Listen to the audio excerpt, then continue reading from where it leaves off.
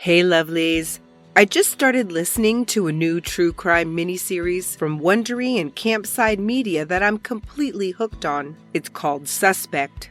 It starts in October 2008. The residents of a Redmond apartment complex were throwing a big Halloween party. Dozens of people in costume mingling, drinking, and dancing. But after the party started to quiet down, one of them was murdered in her home. The police spent weeks piecing together the night with hazy recollections, spotty DNA evidence, and dozens of party photos. Eventually, they had a suspect. His story kept changing. His DNA was at the crime scene. When he finally came in for questioning, the detectives felt like they were a breath away from a confession, but that didn't happen, and so the police decided to focus their attention on another man, a man with a criminal record whose DNA was also found at the crime scene, and he just so happened to be the only black man at the party. Suspect starts out as a compelling whodunit and then becomes a story about cutting-edge forensic science and mislaid justice, about race and policing, and ultimately the kinds of weighty decisions that cops and prosecutors make every day. Decisions that, once made, change lives forever and are almost impossible to reverse.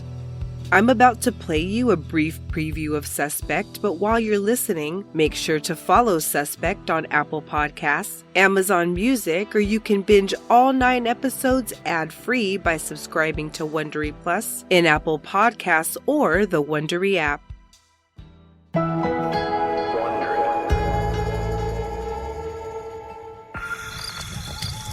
Campside Media.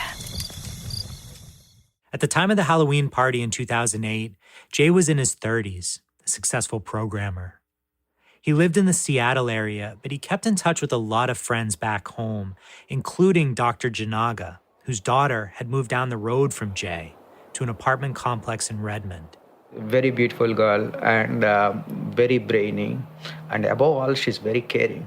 I noticed that you speak about her in the present tense. Yes. Yeah.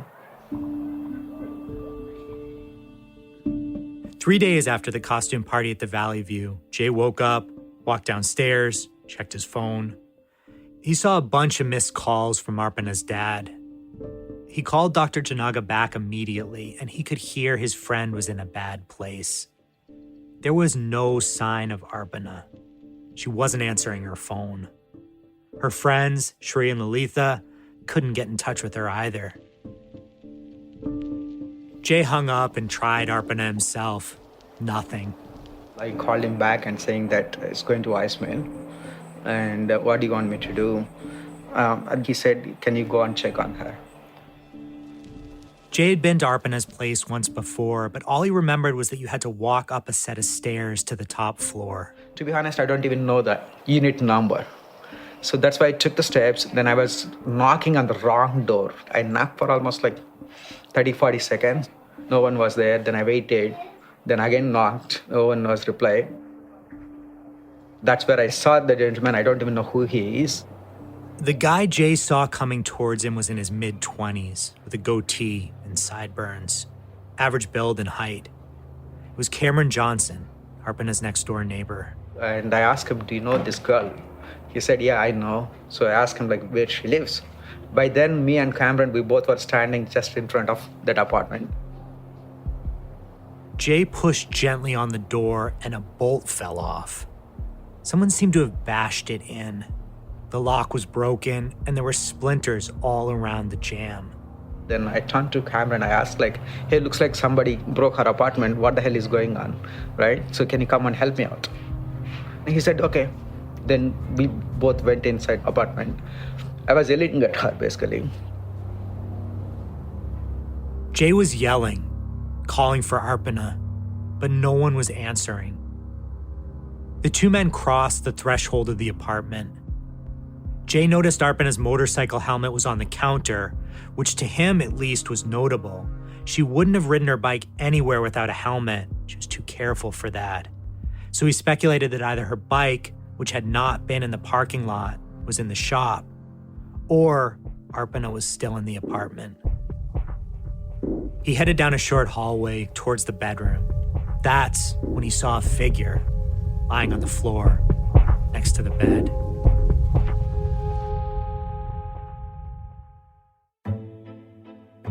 I've spent the past 2 years talking to everyone involved in the investigation into the murder of Arpana Janaga. The cops. Is somebody lying to conceal something that they didn't want to tell us? The lawyers. We get the police's version of events, and then we usually get their criminal history. But if those were the only facts, everyone would be guilty. And the man ultimately charged with her murder. They say things to scare you and be like, you need to just take this deal, or we're going to give you 100 years. It's bully tactics, man. Follow Suspect on Apple Podcasts, Amazon Music, or you can binge all 9 episodes ad-free by subscribing to Wondery Plus in Apple Podcasts or the Wondery app.